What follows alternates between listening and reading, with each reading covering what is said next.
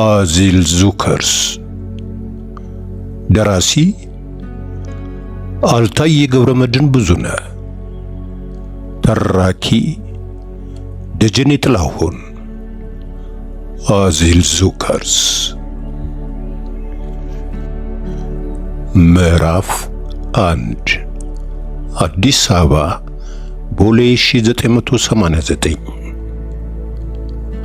ካፒቴን አላምረው ወርቄ ማምሻውን ተረኛ አብራሪ ናቸው። በእንዲህ አይነቱ የሥራ ቀን ለግልም ሆነ ለማህበራዊ ጉዳይ ወደ ደጅ መውጣት አይወዱም። ከመጽሐፎቻቸው ጋር ተጣብቀው በቤታቸው ውስጥ መቆየትን ነው የሚመርጡት። መድኃኔዓለም ቤተ ክርስቲያን አጠገብ በቴሌ ወደ ውስጥ ገባ ብሎ በሚገኝ አንድ ከድንጋይ በተሰራ ትልቅ ዘመናዊ ቤት ከባለቤታቸው ከወይዘሮ አበባየሁ አመሸና 3 ልጆቻቸው ጋር ይኖራሉ። ቀኑ እሁድ ነው። በጠባቧ ማንበቢያ ክፍላቸው ተቀምጠው በማንበብ ላይ እንዳሉ የጠረጴዛ ሰዓታቸው ድንገት ጮኸ። ቀልባቸውን ነበር የገፈፈው። እንደ ተተናኩላቸው ሁሉ ካቀረቀሩበት ቀና ብለው በግልምጫ አነሱት። እኩለ ቀን ከቀኑ 6 ሰዓት። ባለቤታቸው ወይዘሮ አበባየሁ ከበር አንገታቸውን አስግገው ነቃ አሏቸው። የሰዓቱን ጩኸት ተከተለው የማንበቢያ መነጽራቸውን ወደ አፍንጫቸው ቀዳዳ አንሸራተው እያነበብኩ ነው፣ አላንቀላፋውም አለው። ሽቅብ የተቀሰሩት ቁጡ አይኖቻቸው ቅንድቡን የሚያይ ልዩ ፍጡር አስመስሏቸዋል። መጽሐፍ አንድ እጃቸው ከገባ ይኸው ናቸው። አጥንት እንደነከሰ ውሻ በዋዛ አይለቁም። በጊዜ የሚያስጥላቸው አስተዋሽ ይፈልጋሉ። ያ ሲሆን ደግሞ አይናቸውን አጉረጥርጠው ይነጫነጫሉ። ተኝተሃል ብዬ አይደለም፣ አልወጣኝም፣ እንዳያዘናጋህ ነው። አንተ መቼም ከመጽሐፍ ተነስ የሚል ደመኛህ ነው አሉ አበባየሁ። አመላቸውም በደንብ ስለሚያውቁ እያባበሏቸው። እኔ እምልሽ እሰማለሁ። እንዴት ነው ግን ጊዜው እንዲህ የሚሮጠው? መሮጥ ብቻ መሮጥ ያንሰዋል። በእውነት እንደ ቦይንጋችሁ ክንፍ አውጥቶ የሚበር ነው የሚመስለው። የአገሬ ሰው ወዶም አይደል ዓመት ዕለት ነው የሚለው። ሰዓቱ እሪታውን እንደቀጠለ ነው።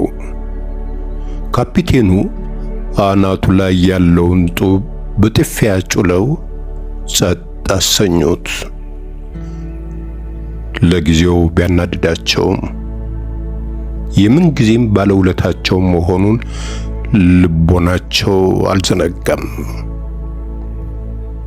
በይቅርታ የማባበል ያህል አባብሰው ከነበረበት ጠርዝ ወደ መሃል ገፋ አደረጉትና ጊዜው እንደ አይሮፕላን ክንፍ አውጥቶ ይበራል እያልሽኝ ነው? የባለቤታቸውን ሐሳብ ደግሞ እንደ መተከስ ካሉ በኋላ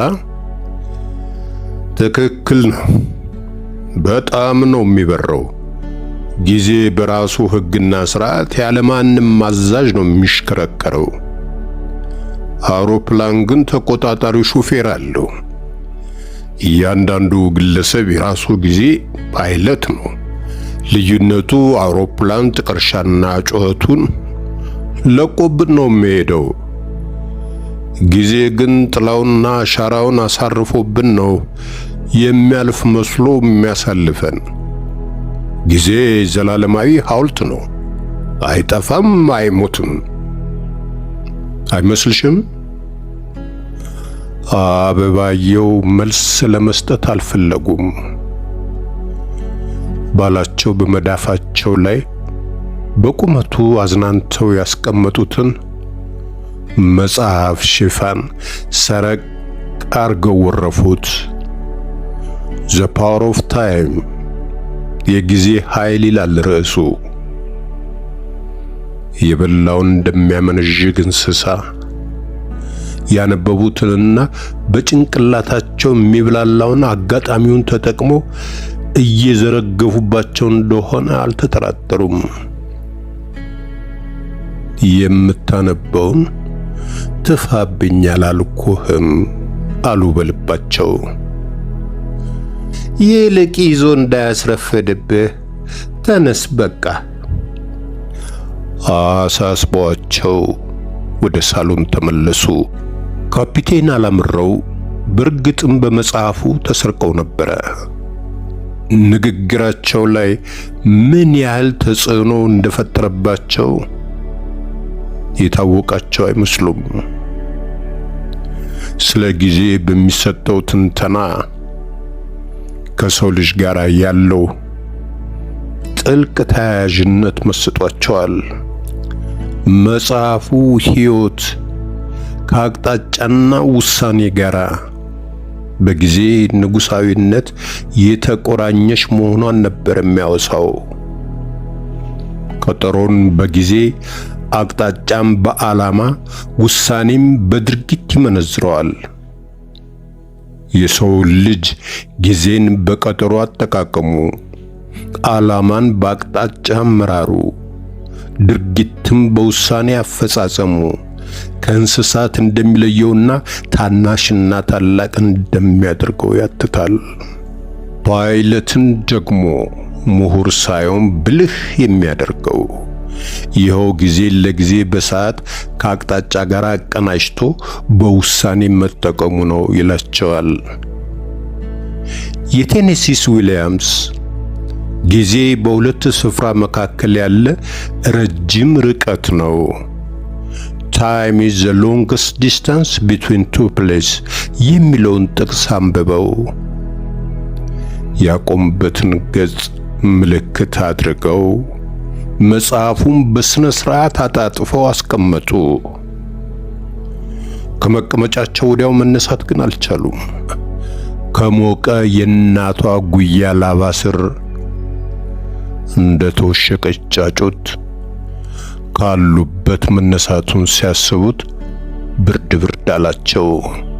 ፊታቸውን በሁለቱም እጆቻቸው መዳፍ መሃል ቀብረው እግጫቸውን እየደባበሱ ለመነቃቃት ሞከሩ።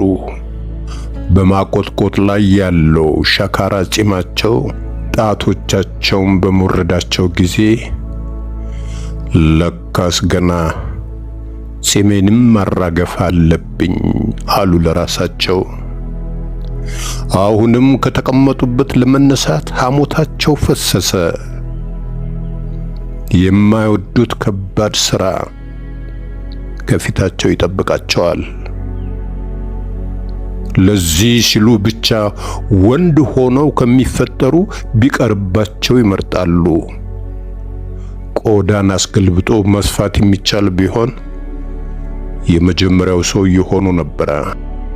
ከሁሉም በላይ እንደ ሸሚዝ አውልቆ ለሰራተኛ በተለይም ለሚስት መስጠት የሚቻል ቢሆን እንዴት ጥሩ ነበር። የባሏን ሸሚዝ አጥባና ተኩሳ የምትሰቅል ታታሪ ሚስት ከበረራ መልስ ድብን ያለ እንቅልፍ ውስጥ ሆነው ምንም ሳይሰማቸው እንዴት አድርጋ አጽድታ እንደምታስደንቃቸው ታያቸው። የማይመስል ምኞታቸው በሆዳቸው አሳቃቸው። በልጅነታቸው ገና ድምፃቸው መጎርነን ሳይጀምር ነበረ ጺም ማውጣት ይመኙ የነበሩት። በዚያ በጉርምስና ዘመናቸው ቶሎ እንዲወጣላቸው ያልሞከሩት ነገር አልነበረም። በአህያ ፋንድያ ሳይቀር ቆዳቸውን ፈግፍገውታል።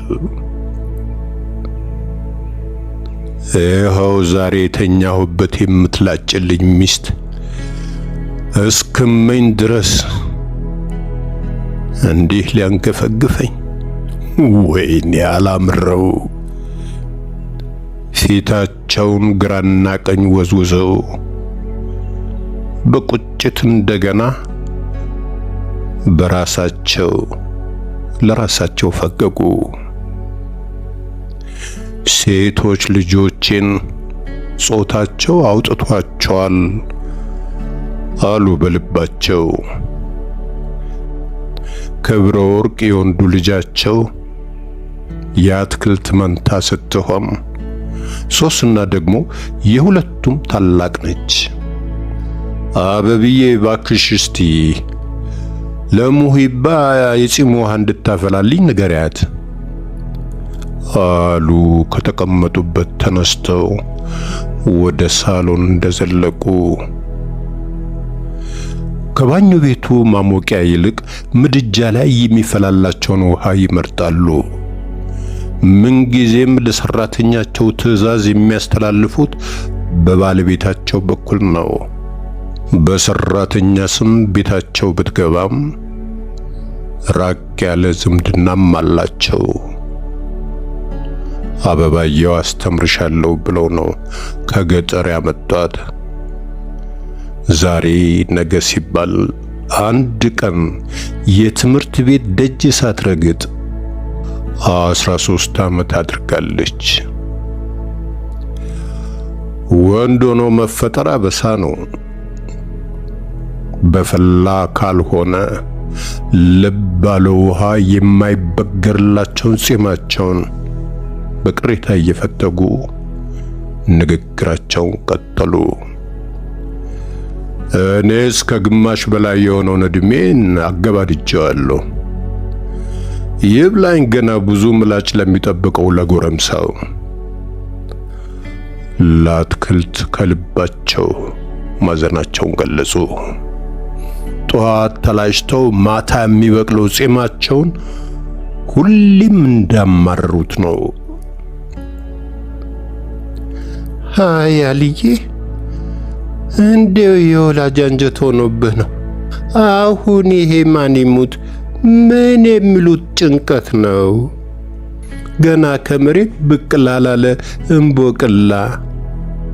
ደሞስ ጤነኛ ልጆች እስከሰጠን ድረስ ጾታ ምርጫ ውስጥ ምን ትልቅ አረገ? ምን አገባ? በፈጣሪ ሥራ። ለዚያውስ በዚህ ክፉ ዘመን ለልጅ ከጺም በላይ ስንት የሚታሰብ ቁም ነገር አለ። ላስብ ካልክ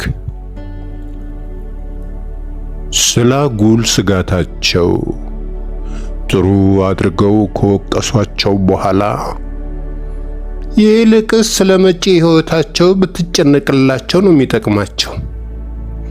እንኳን አንተ ፓይለቱ፣ ማንም ፊደል ያልቆጠረ ማይም ይሄ አይጠፋውም።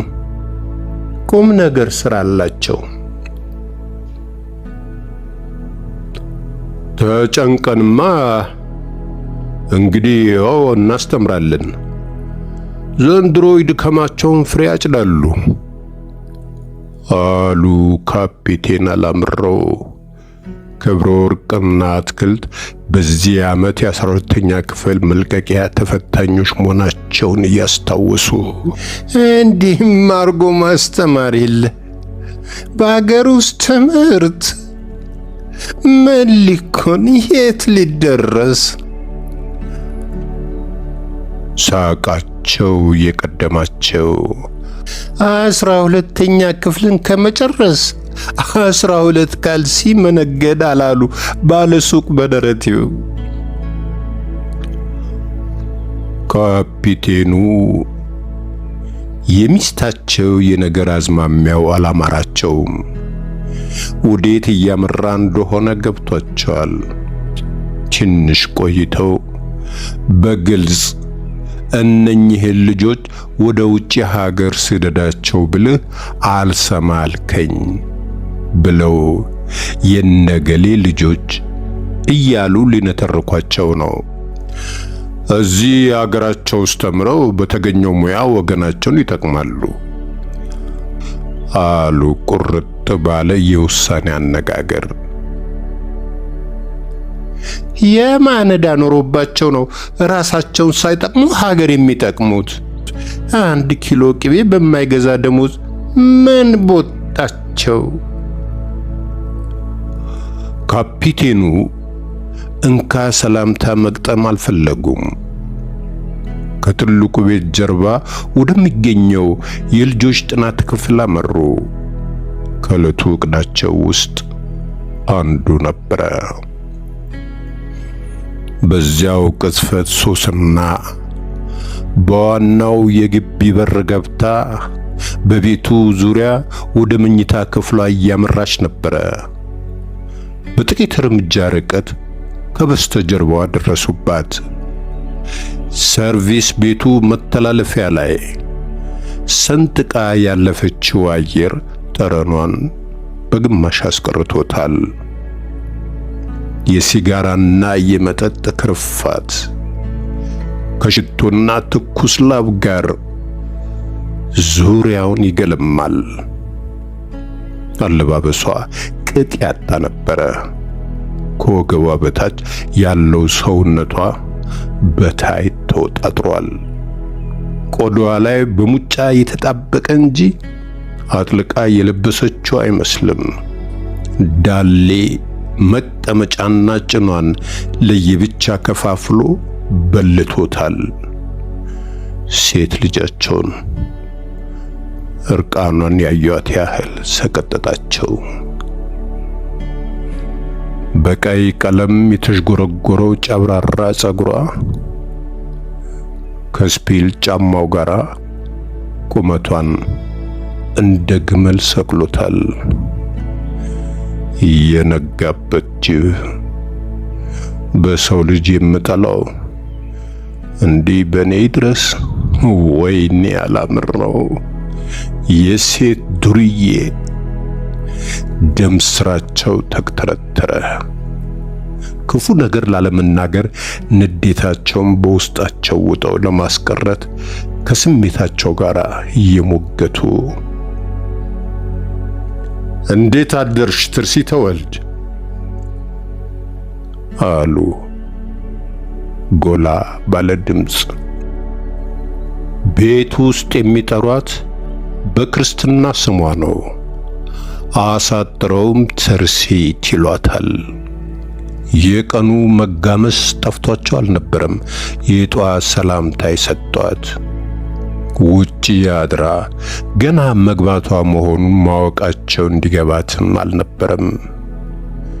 እንዲሁ የመጣባቸውን ብሽቀት በሰላማዊ ቃል በጨዋነት መተንፈሳቸው ነበረ።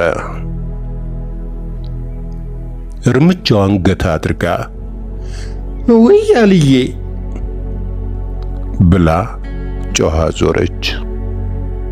በግማሽ የተገለጡት ጠጣር ጡቶቿ ጨርቅ እንደተሸፈነ ጫጩት መፈትለኪያ ቀዳዳ የሚፈልጉ ይመስል ከእንቅስቃሴዋ ጋር ደረቷ ላይ ይንፈራገጣሉ። ክንዶቿን አጥፋ እጆቿን አሳርፋባቸዋለች። የአባቷን ድምፅ ድንገት ከበስተጀርባዋ ስትሰማ አመዷ ነበረ ቡን ያለው። ብስል ቀይ ፊቷ ባብጧል። ቁልጭ ቁልጭ የሚለው አይኗ ጥግ ጥጉን ኮል የተቀላቀለበት ፈሳሽ አቅርሮ ጥቁር እምባ ያረገዘ ይመስላል። እንቅልፍ የሚባል ነገር እንዳልዞረባት ይናገራል። አባቷን በዓይኗ ሙሉ ልታያቸው እንዳልደፈረች ተሰማቸው። ማየት ብቻ ሳይሆን መታየትንም እንዳልፈለገች ገብቷቸው ቀድመው ወደ መሬት አቀረቀሩ። የመደንገጧ ምክንያት አለባበሷ ወይም ውጭ አድራ የመምጣቷ ጉዳይ ብቻ አለመሆኑንም ተረድተውታል። ካቻምና የሁለተኛ ደረጃ ትምህርቷን ኮሌጅ ሊያስገባት በሚችል ጥሩ ነጥብ አልፋ እድሉን ሳትጠቀምበት ከቀረች ወዲህ ልብ ለልብ ተሻክረዋል። ከወርቃማው የወጣትነት ዕድሜዋ ላይ 2 ዓመት ማባከኗ በሳቸው ዘንድ ተቀባይነት አልነበረውም። ቆሽታቸውን ሲያሰረው የከረመ ጉዳይ ነው። ይህን ብስጭታቸውን ለረጅም ጊዜ አምቀው ቆይተዋል። በየጊዜው ባመቻቸው የአባትነት ምክራቸውን መለገሳቸውም አልቀረም። ሶስና ግን ልሰማቸው ፈቃደኛ አልነበረችም። አሁንማ ይህንኑ ተግሳጻቸውን ሽሽት ጭራሽ በደረሱበት አትደርስም። ከቤት የምትወጣውና የምትገባው እግራቸውን ጠብቃ ሆኗል። በአንድ ቤት ጣሪያ ስር አብረው እየኖሩ አይተያዩም። ያሁኑ የመገጣጠማቸው አጋጣሚ በራሱ ተአምር ነው። ለመጨረሻ ጊዜ ያገኟት መቼ ነበር? አያስታውሱትም። ምናልባት ከ2 ወር በላይ ሳይሆነው ይቀራል። ከአንገት በላይ በሆነ ሰላምታ ብቻ ሊያልፏት አልፈለጉም። ይህንኑ አነሱባት። ግን በደህና ነው የጠፋሽው? ምን ነው ይህን ያህል ልጄ? የቤቱ ሽፍታ ሆንሽብኝሳ? የወላጅነት ድካማቸው መጨረሻው ይህ መሆኑ እያሳዘናቸው አንገታቸውን እንደደፉ በሰከነ መንፈስ ጠየቋት። ኧረ እኔ ያለሁ አንተ ስራ ስለሚበዛብህና ቤት ስለማትገኝ ነው የጠፋው የመሰለህ። ትንሽ ስታስብ ቆየችና አልዬ አንተ እኮ ቢዚ ነህ፣ ሲበዛ ቢዚ ሰው ነህ። አየር መንገድ በጣም ቢዚ አድርጎሃል ስትል አከለችበት። ሙያቸውን ሽፋን አድርጋ የገዛ ጥፋቷን እሳቸው ላይ ልትላክክ የሆነ ነገር ክልብስ አለባቸው። አባት ማስታመም አልቻሉም። አጠገባቸው እንዳይደለች ሁሉ ትርሲት ወልድ ብለው በመጥራት ጀመሩ። ትሰምኛለሽ? የጠፋሽው ይቅርታ ማለቴ የተሰወርሽው አንቺው ራስሽ ነሽ። ይህንንም ሆነ ብለሽ እንደምታደርጊው በሚገባ ቃለሁ። አይምሰልሽ፣ ብዙ ነገርሽ ይገባኛል። ያም የሆነው ደግሞ እኔ ትምህርትሽን አታቋርጪ በርቺና ተማሪ በማለቴ ነው አይደለም? አፈጠጡባት። እይታቸው የልምጭ ያህል ሸንቁጧት ደንግጣ ፈዘዘች። መልስ ስጭኝ እንጂ ለምን ዝም ትይኛለሽ? አንቺን አይደለም እንደማናግረው ነው። ብርክ ያዛት። እምብርቷ ላይ በግማሽ የቀረውን ወይን ጠጅ ካኔትራ ጠርዝ ወደ ታች ሳብ ሳብ አድርጋ የተራቆተ ገላዋን ለመሸፈን ሞክራ አልሆነላትም። ያለባበስ ግብረ ገብም ያስፈልግሻል። ከሚገባው በላይ መረን ለቀሻል። ይህ ጋጠ ወጥነት ነው። ልጆቻቸውን እንዲህ አይነት ኃይለ ቃል ተናግረው አያውቁም። የቃላታቸው ጠንካራነት የታወቃቸው ካወጡት በኋላ ነበረ። በዝምታ ለጥቂት ሰኮንዶች ቆይተው ራሳቸውን አረጋጉና አልዝበው ቀጠሉ። የውሃ ላይ ኩበት ሆነች ስትቀሪ ማየት አልፈልግም። ያንቺ ነገር አይጥ ወልዳ ወልዳ ነው የሆነብኝ። ዓላማሽ ምን እንደሆነ በፍጹም ሊገባኝ አልቻለም። ሲመክሩሽ በጭራሽ አትሰሚም። ንግግራቸው አላረካቸውም። የልባቸው አልደረሰም። ቀበቷቸውን ፈተው ቢጀልጧት ራሱ ደስታውን አይችሉትም።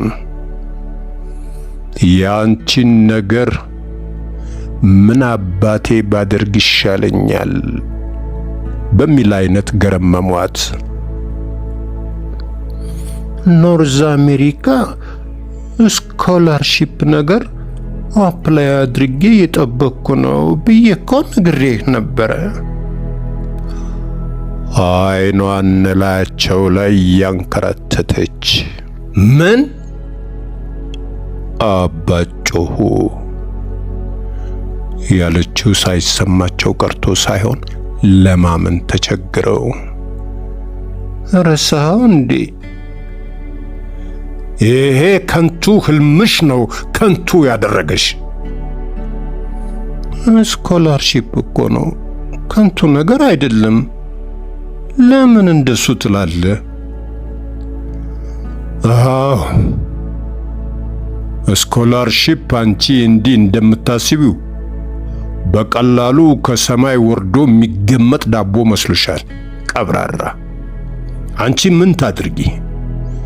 እናትሽ ናትሽ ሽሩሩ እያለች የምታሞላቀቅሽ። በግማሽ ልቦኗ ስትሰማቸው ቆይታ የምታላምጠው ማስቲካ አንድ ሁለቴ አስጨሆችና ካነገተችው ሚጢጥዬ ቦርሳ ውስጥ የበሯን ቁልፍ አውጥታ ጣቷ ላይ አሽከረከረችው። ከዚያ በላይ መነጋገር እንዳልፈለገች ያስታውቅባታል። ደሞ ያን ንዝንዝን ጀመርከኝ። አሁን ደክሞኛል፣ ነገር አልፈልግም፣ ገብቼ ልተኛበት፣ ተወኝ የምትል ነበር የምትመስለው በአስተያየትና ሁኔቷ። አባት ነገሯ ሲገባቸው ሌላ እኮ እኔና አንቺን የሚያጣላን ርስት ወይም ሀብት የለንም፣ ተማሪ ነው ጸባችን። አሁንም ቃል አልወጣትም። አንገቷን አዝምማ እሳቸው በሚያዩት አስተያየት አይነት መልሳ ወረፈቻቸው። አይደለም፣ ልክ አይደለሁም። ጭንቅላታቸውን ዝቅ አድርገው በሚያውጣጣ ድምፅ አበብዬ አንዳንድ የውጭ እድሎችን እያፈላለጋችሁልኝ እንደሆነ ትንሽ ጫፍ ጫፉን አንስታልኝ ነበረ ስትል አጉረመረመችና እሳቸው ደግሞ የሚያውቁትን ቀሪ መረጃ ጨምረው ማረጋገጫ ቃላቸውን እንዲያክሉበት በመቅለስለስ ጋበዘቻቸው።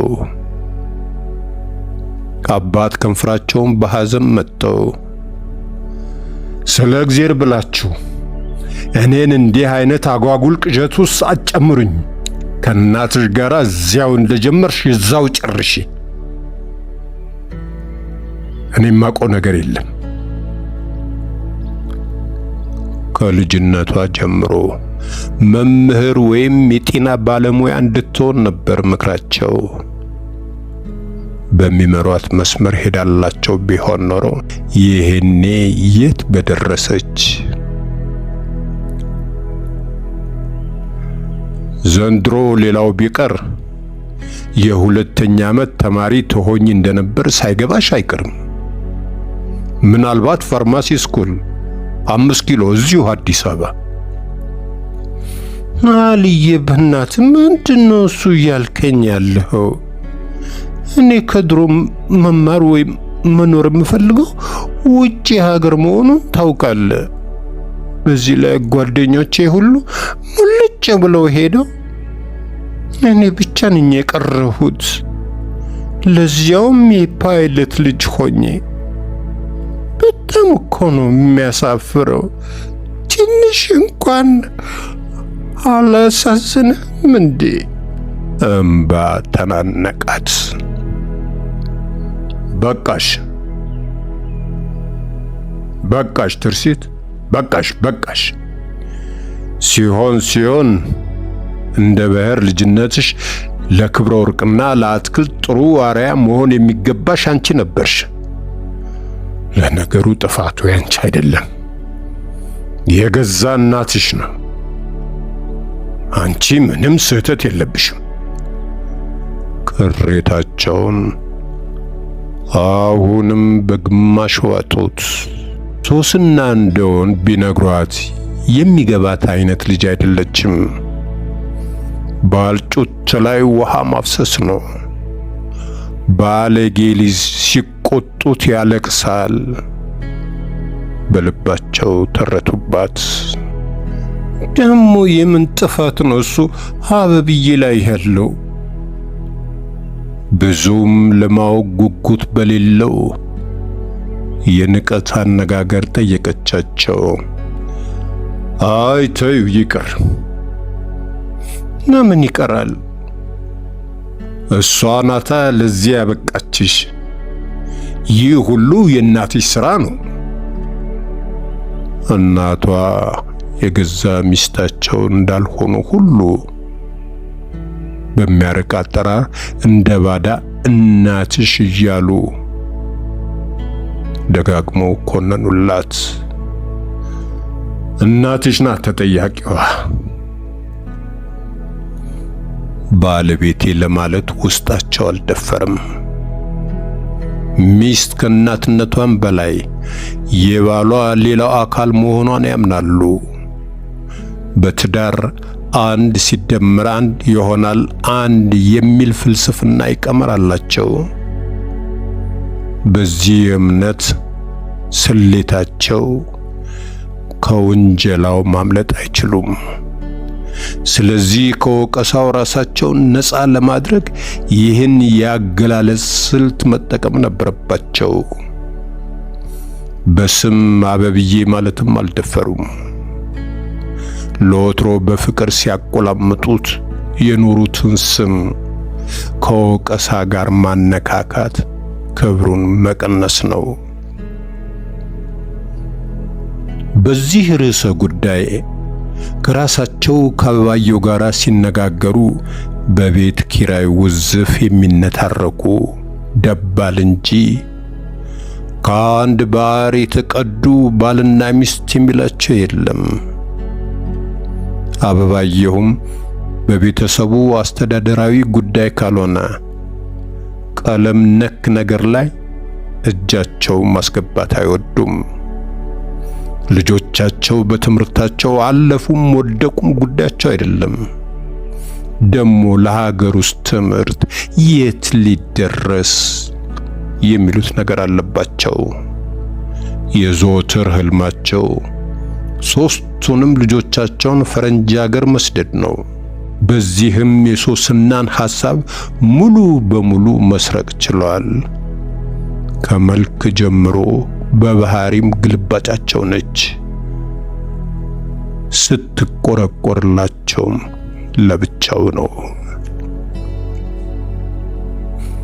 እሷ ምን አደረገች?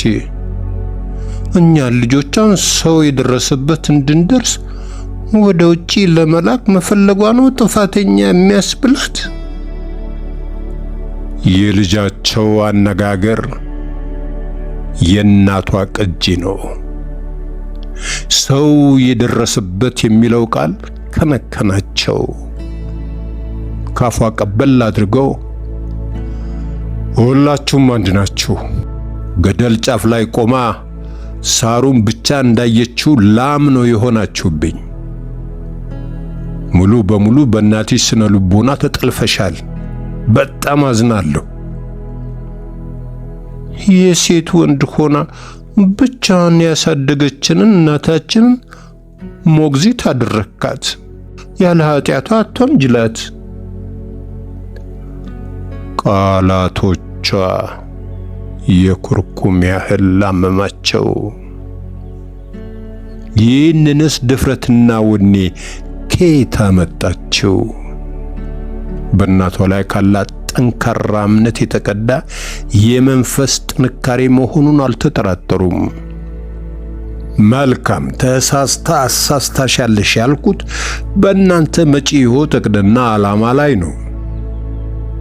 ጎረቤት ተመልክታ ልጆቿን ወደማያውቁት ዓለም ለመላክ መድፈሯ አሁንም ደግሜ እነግርሻለሁ ትልቅ ስህተት ነው። ፔሬድ። በተረፈ የአበባዬን ውለታ አልካድኩም። የቤታችን ሻማ ነች። ጉሮሯቸው ስር የሆነ ነገር ተናነቃቸው። ሻማ ብቻ ያንስባታል። የቤተሰቡ ፀሐይ፣ ኮከብ፣ ብርሃን፣ ውበት ነች። የኔ አባትነትስ? ቅናት ቤቴ ሽው አለባቸው። በተቃራኒው የእሳቸው ድምፅ እየላላ ነበረ።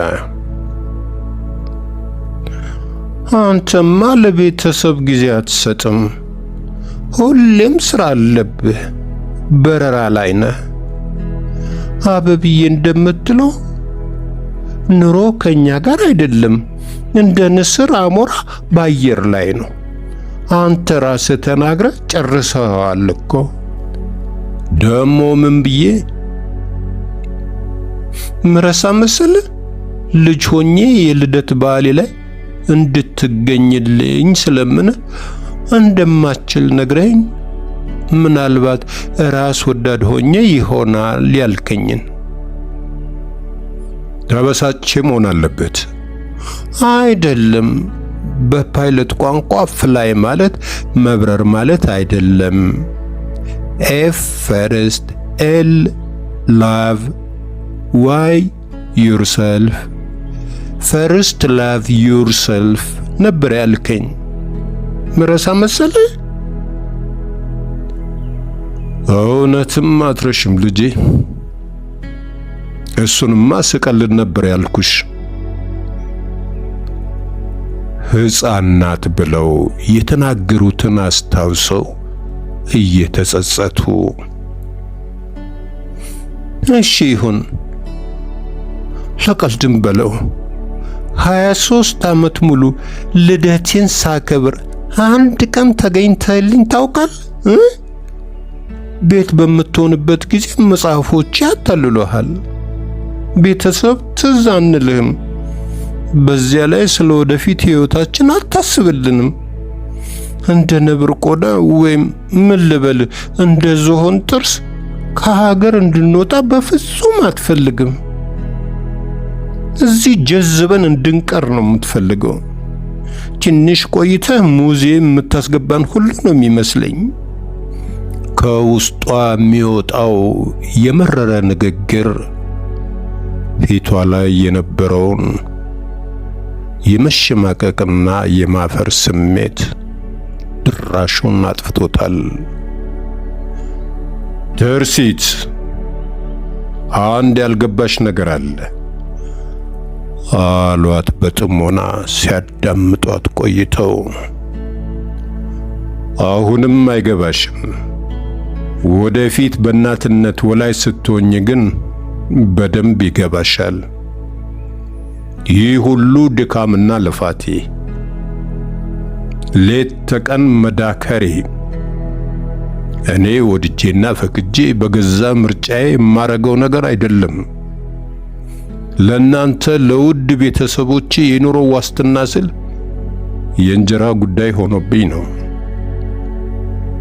ከናንተ ተለይቼ መኖሩንም ፈልጌው አይደለም በጭራሽ። የልጁን ልደት ለማክበር የማይፈልግ አባትስ ምን አይነት አባት ነው? ሳላስብላቸው ቀርቼ ይመስልሻል? አንቺ ልደት ያለሽ ሶስታችሁም ወደዚህ ምድር ስትመጡ I was somewhere on there። እግሬ ምድር ላይ አልነበረም። ማልቀስ ነበር የቀራቸው። ከዚህ አንጻር ልታይላቸው አለመቻሏ ከልብ አሳዝኗቸዋል። ድክመት መሆኑን ስለሚያምኑ መጽሐፍ ላይ ብቻ ስለማቀርቀራቸው ስላነሳችላቸው ነገር ቃል አልተነፈሱም። የእሳቸው ቀዳሚ የሕይወት ግብ ልጆቻቸውን ኢትዮጵያ ውስጥ አስተምረው ለከፍተኛ ማዕረግ በማብቃት አገርና ወገኖቻቸውን የሚያገለግሉ ብቁ ዜጎች ማድረግ ነበረ። በዚህ ከመንትዮቹ ጋር በዓላማ አንድ ናቸው። ከሶስና ጋር ያላቸው ልዩነት በየጊዜው እየገዘፈ ነው የመጣው። ዛሬ ደግሞ አፍረጥርጣ በግልጽ ነገረቻቸው። ከገቡበት ሐሳብ ልቦናቸው መልሰው ከእንቅልፉ ድንገት እንደባነነ ሰው ተነቃቅተው እስቲ አንድ ጥያቄ ልጠይቅሽ፣ መልሽልኝ። ጠይቀኝ። ቆይሽ እኔ ምለው ኢትዮጵያ ምን ነሳችሽ? ምን ነፈገችሽ? ምንስ አስቀረችብሽ? እዚህ ምን ጎሎብሽ ነው የሰው ሀገር መቀላወጥ የፈለግሽው? እንደ መቀላወጥ አይደለም፣ ለተሻለ ፊውቸር ነው። አልዬ ልክ እንደኔ ወጣት ሆነ ካላየው ስሜቱ አይገባህም። ጓደኞችህ ቆዳ ፎቶ ወንበር ላይ ተቀምጠው መኪና እየነዱ አይስክሬም እየላሱ ምናምን አለ አይደል የሚልኩልን ፎቶግራፍ ስታይ የሚሰማ ነገር አለ። አዲሱ ዓለም ያጓጓሃል። አንተ ምናልባት በየጊዜው ለስራ የምትመላለስበት ስለሆነ ምንም ላይ መስል ይችል ይሆናል። እኔን ግን ይረብሸኛል። እኔ እንጃ አላቅም። እንዳንተ የጡረታ ዕድሜ ካልደረሰ በቀር እንደሱ ማሰብ ፍጹም አልችልም። አትሳሳቺ። እቅጩን ልንገርሽ፣ አባቴ ምን ብሎኝ ነበር ነው የምትዩ? እዛ ሄደሽ የፈረንጅ መቀመጫ ጠራጊ ከመሆን ባለፈ የምትፈጥሪው ታምር አይኖርም። እሱም ቢሆን ከቀናሽ ነው። ንግግሯ ብግን አድርጓቸዋል። በተለይም የጡረታ ዕድሜ ካልደረሰ ማለቷን እንደ ድፍረት ቆጥረውታል። ምን አይነት መታወር ነው?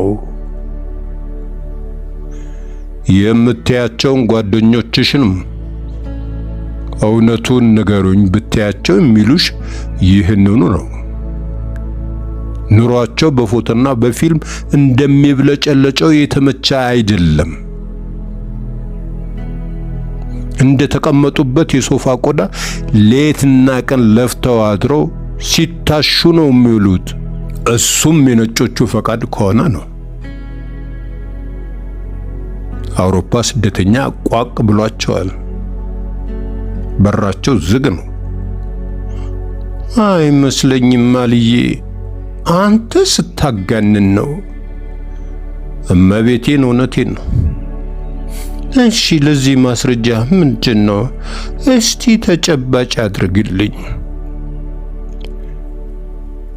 የሚሉትን ለመስማት የደከመ ሰውነቷ እንደ አዲስ እየተነቃቃ ነበረ። ብልህ ልጅ ሲመክሩት ይሰማል። ለጠቢብ አንድ ቃል በቂው ነው። ምከረው ምከረው፣ እምቢ ሲል መከራ ይምከረው። ተረቱባት። የቆመችበት አልፏት ሄዱ ወደ መንትዮቹ ክፍል። ቀድሞውኑ እንዲያው ላፋቸው ያህል አጋጣሚውን ለመጠቀም ነበር ያነጋገሯት። ይህ እንደሚሆን ልባቸው አላጣውም። ተስፋ ከቆረጡባት ዓመት አልፏቸዋል። ዘልዛላ ደሞ አታፍርም። አፏን ሞልታ ስኮላርሺፕ ትለኛለች። ማፈሪያ። በሆዳቸው አጉረመረሙ። ገርበብ ያለውን በር በትከሻቸው ገፋ አድርገው እንደገቡ መንትዮቹን ደብተሮቻቸው ላይ ተተክለው አገኟቸው። እሰይ ጎሽ የኔ አናብስት ተባረኩ። በሶስና አነጋገር ያዘኑትን ያህል አንጀታቸው ቅቤ ጠጣ። ከአንደኛ ደረጃ ትምህርታቸው ጀምሮ ሲያስደስቷቸው ነው የኖሩት። ከደረጃ ወርደው አሳፍረዋቸው አያውቁም። የዛሬና ያድርገውና ሶስናም እንደነሱ የማዕረግ ተማሪ ነበረች። ጥናታቸው እንዳያስተጓጉላቸው በመጡበት እግራቸው ለመመለስ ሲርበተበቱ ክብረ ወርቅና አትክልት ደብተሮቻቸውን ወደ ጎን አስቀምጠው ፊታቸውን በፈገግታ ሞልተው ተቀበሏቸው። አትክልት አባቱ ወደ ኋላ ማፈግፈጋቸው ተሰምቶት አልዬ ግባ ግባ፣ ይዞ አትረብሸንም። ጥናት ጨርሰን እንዲሁ ዝም ብለን አንዳንድ ጥያቄዎችን እየተጠያየቅን ነው። አረፍ በል። በክፍሉ ውስጥ ካሉ 3 ደረቅ ወንበሮች ወደሚቀርበው በእጁ እያመለከታቸው አባት ግብዣውን ተቀብለው ልባቸው ሞልተው እንደተቀመጡ ጊዜያቸውን ለመቆጠብ ወዲያው ጨዋታ ጀመሩ። ቤተሰባዊ ቁም ነገር አንስተው ካወሩ በኋላ ቀስ ብለው የወጋቸውን ርዕስ ትምህርት ላይ አነጣጠሩ። ሁሌም እንደሚያደርጉት የሰሞኑን የፈተና ውጤታቸውን አብረው ገምግመው ስለ ቀሪው የትምህርት ሂደት በሚገባ ተወያዩ። ስለ መጪው ፈተና ዝግጅትና ማሻሻል ስለሚገባቸው ነጥቦችም በስፋት መከሩ። እንግዲህ አይዟችሁ፣ በርቱ። በዚሁ ከቀጠላችሁ ኤስኤልሲን ሰቅላችሁ ነው የምትገርፏት። እኔ መቼም በእናንተ ላይ ያለኝን እምነት በቃላት የምገልጸው አይደለም። በሚቀጥለው ዓመት ጎንደር የሕክምና ተማሪዎች እንደምትሆኑ ምንም አልጠራጠርም። ያደረባቸውን ሙሉ እምነትና ተስፋ በቀልድ መልክ ገለጹላቸው። ልጆቻቸውን ከዚህ የብቃት ደረጃ ለማድረስ ብዙ ደክመውላቸዋል። በሳቸው ዝንባሌና ኢትዮጵያዊ አስተሳሰብ ከመልካም ስነ ምግባር ጋር ጥሩ አድርገው ኮትኩተው እንዳሳደጓቸው ያምናሉ። 3ቱም ልጆቻቸው ቢቻል ሐኪም ካልሆነም መምህር እንዲሆኑላቸው ነበር ቀዳሚ ምኞታቸው። ይህንንም ከመንትዮቹ ጋር የስምንተኛ ክፍል ሚኒስትሪ ተፈታኞች እያሉ ተነጋግረውበታል። የዓላማና የዝንባሌ ለውጥ ሊኖራቸው እንደሚችል ሳይገምቱ ነበረ ያንን አብሯቸው የኖረ ዕቅዳቸውን በጥሬው አስታውሰው የዘረገፉት። በእርግጥ ሶስና ከድሮም ታመነታ ነበረ። አሁን ከመንገዳቸው በግልጽ አፈንግጣለች። በታናሾቿ ላይ ያንን ያህል ተጽዕኖ ተፈጥራለች ብለው ለማሰብ ግን ይቸገራሉ። ክብረ ወርቅ ንግግራቸው ነሽጧት ወደ ጎን ያሸሸችውን ደብተሯና ወረቀት በሞራል አንስታ ጭኗ ላይ እየዘረጋች አይቀርም፣ ይኸው እንግዲህ ተያይዘናል ስትል የሷም ተስፋ እንደሆነ አረጋገጠችላቸው። አባት ክፍሉን ለቀው ከመውጣታቸው በፊት ከአትክልት አፍ የሚወጣውንም ለመስማት ጓጉ። ከተቀመጡበት ተነስተው ለስንብት እየተዘጋጁ ትንሽ ጠበቁት። እሱ ግን መናገር የሚፈልግ አይነት አልነበረም። አይኑም በጥርጣሬ እያንቋለለባቸው ነበረ። የታችኛውን ከንፈሩን በጥርሱ ነክሶ መላልሶ ያልመዘምዘዋል። የሆነ ቅሬታ ሳይገባው እንዳልቀረ ተጠራጥረው ማጣራት ፈለጉ። አነጋገራቸው ላይ የተሳሳቱት ምን ነገር ይኖር ይሆን? ግራ ተጋቡ። አትክልት የኔ ልጅ ምን ነው? ከፋ ያለ ትመስላለህ። በውሳኔያችሁ ጣልቃ ገባኝ እንዴ? አሁንም መልስ ሳይሰጣቸው ዝም ብሎ አትኩሮ ሳያቸው ቆየ። እስኪ ንገረኝ ጎሽ የኔ ልጅ፣ ካጠፋው እታረማለሁ። በሚያግባባ ትህትና ደግሞ ጠየቁት። አልዬ አላቸው። ጎኑን ካሳረፈበት መኝታ ላይ ሆኖ ወደ ላይ እንዳንጋጠጠ ያጠራሩ ቅላጼ በአባትነታቸው ስሜቱን ፈጥነው በማንበባቸው የተሰማውን ኩራት ይገልጻል። አቤት እሰማለሁ። ከትከሻቸው ዝቅ ብሎ ጆሮና ልቦናቸውን ጣሉለት። እንደ ሶስና ውጪ ሀገር መሄድ እንደሚፈልግ ሊነግረኝ ነው በሚል በከፊል እያዘኑበት ነበረ። እኔ እኮ ዶክተር መሆን አልፈልግም። የፈሩት አልቀረም። ልባቸው ለሁለት ተሰነጠቀች። እንዳንተ ፓይለት መሆን ነው የምፈልገው። ድንጋጤያቸው መለስ አለላቸው። አትክልት የስሜታቸው መለዋወጥ ሳያስተውል ቀጠለ። የሚቻል ቢሆንማ ስሜን ሁሉ ቀይሬ ካፒቴን አላምሮ ወርቄ ብባል ደስታውን አልችለውም። የሕክምናውን ነገር ለክብሬን ተውላት። ሃይ ስኩል ከገባ በኋላ ያደረብኝ ፍላጎት ነው። መቼም በዚህ ምርጫዬ ቅር እንደማትሰኝብኝ ተስፋ አድርጋለሁ። ፈጥነው መልስ መስጠት አልቻሉም። ከምኞቱም በላይ ለሳቸው ያለውን ፍቅር የገለጸበት መንገድ አባባቸው።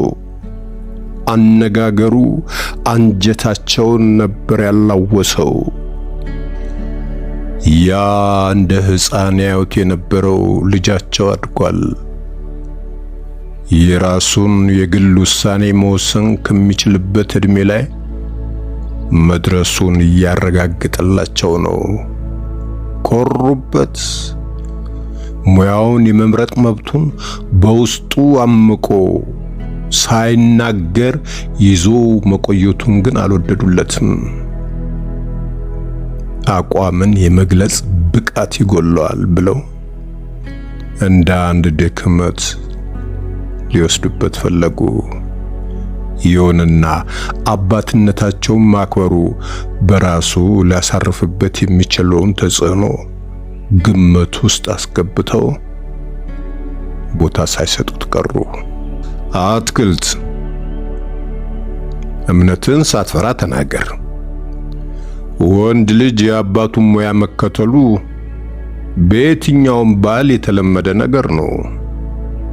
ሙያ ብቻ አይደለም፣ ባህሪም ይወረሳል። አንተ ከወደድከው ፓይለት መሆን ትችላለህ። እኔን በጭራሽ ቅር አይለኝም። ከልብ ነው አልዬ። ከተጋደመበት በግማሽ ተነስቶ ጠየቀ።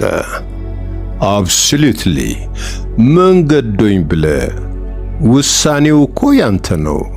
የመረጥከው መንገድ ገደል የሚከትህ እስካልሆነ ድረስ እንደ ወላጅ ውሳኔን አክብሮ የመቀበል ግዴታም እንዳለብኝ አትዘንጋ። ይህን ሲሉት ሶስናን እያሰቡ ነበረ።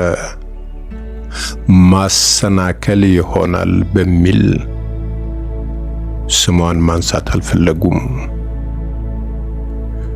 በገደል የመሰሉትም ውጭ ሀገር የመሄድ ህልሟን ነበረ። የአትክልት የሙያ ምርጫ ክብረ ወርቅ ሐኪም ለመሆን ያላትን ቁርጠኝነት እንደገና እንዲፈትሹ አደረጋቸው። ከራሷ አንደበት የሚወጣውን ለመስማት ክብረ ወርቅ፣ አንቺስ እንዴት ነው እሱ? በሕክምናው ለመግፋት ፍላጎትሽ የጸና ነው? በእርግጥ ቆርጠሻል ወይስ? ሲሉ ጠየቋት። ብዙ ጊዜ ወንድምና እህት ብቻቸውን በሚሆኑበት ጊዜ አንስተው የሚያወጉት ቁብ በመሆኑ አትክልት ቀድሟት፣ ክብሬ የማህፀን ስፔሻሊስት ነው መሆን የምትፈልገው፣ እኔ ይህንን አረጋግጥልሃለሁ። ተናግሮ ሳይጨርስ ክብረ ወርቅ ጭንቅላቷን በአዎንታ ላይ እናታች እየናጠች ስለ ትክክለኝነቱ ከአፋር ፈገግቷ ጋር አረጋገጠችላቸው። ወንድምና እህት አንዱ የሌላ አፍ ሆኖ መደጋገፋቸው የተለመደ ነው። አባት ቃሉን ከራሷ አንደበት የሰሙት ያህል አረካቸው። እሰይ ጎሽ ተባረኪ መረቋት። በጣም ጥሩ ፊልድ መርጠሻል። አባት የድካማቸውን ፍሬ ለማየት ዋዜማው ላይ የደረሱ ያህል ሆኖም ተሰማቸው። በጾታ ካልሆነ በመልክ ለመለየት የሚያስቸግራቸውን የልጆቻቸውን ፊት እንደ አዲስ እንግዳ አፈራርቀው ተመለከቷቸው። ፓይለትና ዶክተር መልካም ምርጫ ነው። አገራችን ኢትዮጵያ የሁለቱም ባለሙያዎች እጥረት አለባት። እጆቿን ዘርግታ ተጠብቃቸዋለች። ኩራታቸውን ገለጹላቸውና ከፈረሱ ጋሪው እንዳይሆንብን ግን ጠንክራችሁ ስሩና ቀሪውን ከውጤታችሁ በኋላ ደግሞ በይበልጥ እንመካከራለን። ዋናው የሚፈልገው በራሳችሁ ላይ እምነት ማሳደራችሁ ነው። አንድን ነገር አደርገዋለሁ ብሎ በራስ ማመን ስራው የሚጠይቀውን ተልዕኮ ከግማሽ በላይ እንደማሳካት ይቆጠራል። በፓይለቶች ዘንድ አንድ የምትወደድ አባባል አለች። 1 ማይል የመኪና መንገድ የሚወስደው 1 ማይል ብቻ ነው። 1 ማይል የአውሮፕላን መሮጫ ግን የፈለክበት ያደርሰሃል። A mile of highway will take you just a mile, but a mile on a runway will take you anywhere. ገንዘብ እንደ 1 ማይሉ የመኪና መንገድ ውሱን ነው፣ ያልቃል፣ የትም አይደርስም።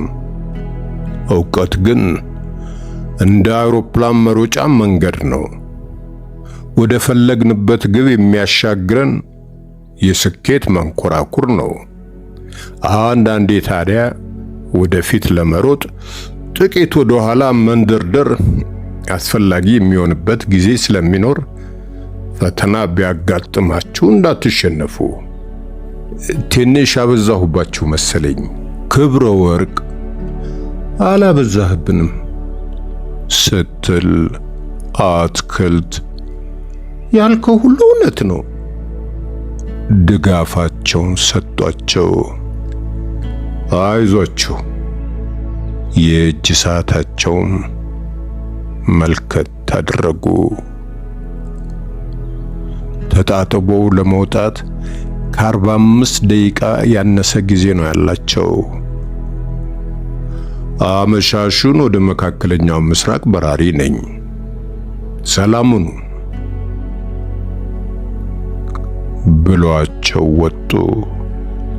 ከዚህ በኋላ ለቀናት ምናልባትም ለሳምንታት ሳይተያዩ እንደተለያዩ ሊቆዩ ይችላሉ። የሁሉም ልብ ይህን ያውቃል። አንዳቸውም ላይ ግን የመረበሽ ስሜት አልታየም። ወደ ቀጣዩ የዕለት ተግባራቸው ነበር ተረጋግተው የተመለሱት። በዚህ ረገድ የሥራ ባህሪያቸው ቤተሰቡን ደና አድርጎ ገርቶታል። መናፈቅም ሆነ መናፈቅ በቤታቸው ቦታ የለውም። የምን ጊዜም ስንብታቸው እንዲሁ ቅልጥፍ ያለች ነች።